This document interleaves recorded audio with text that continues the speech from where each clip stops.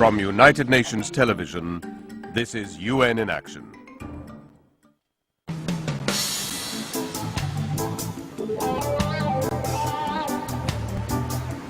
Most people come here to escape the cold winter season in North America and Europe.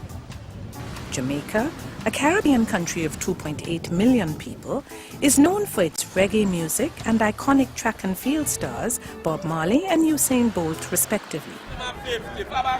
But the nation is facing hard times. Unemployment rates rose in 2009 to 14.5% compared to 11% in 2008. And some desperate Jamaicans are turning to crime for their survival. Crime of an unusual kind, cybercrime, is rapidly occurring in Jamaica. Committed with the help of computer and electronic systems, victims seldom realize that they are targets. In 2008, we had over 570 cases of cybercrime, or what we call identity theft, which is electronic type fraud. Superintendent Fitzbailey is in charge of the Organized Crime Investigation Division in Kingston, Jamaica. Advanced technology is used by the criminal, so it makes it more difficult for law enforcement agents to detect crime. And even more difficult for the banking industry to prevent perpetrators from draining money from their customers' bank accounts. This man, who asked not to be identified, was a victim of cybercrime.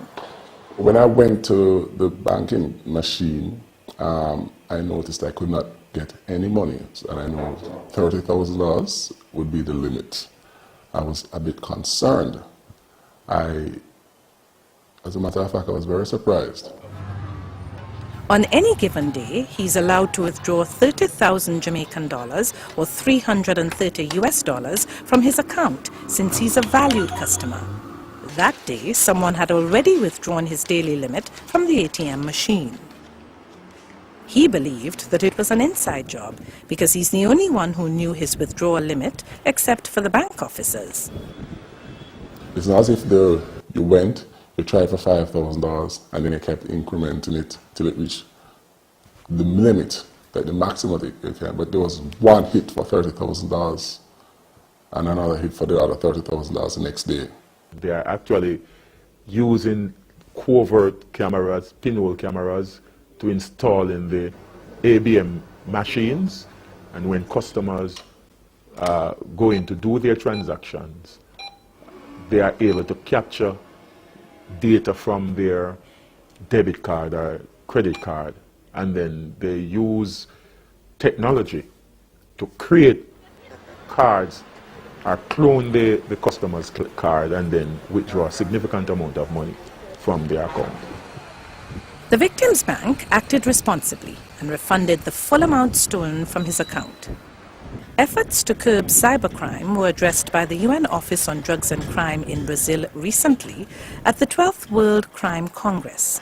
More countries need to strengthen laws to punish offenders. According to cybercrimelaw.net, only 78 countries worldwide have passed legislation to fight cybercrime. Now, the government of Jamaica is struggling to pass its own legislation, the Cybercrimes Act 2009, to punish offenders as criminals. The bill is before Parliament waiting for passage, but it's meeting some resistance as officials believe it may impede business development. Until it's passed, perpetrators will get off lightly and charged only as felons.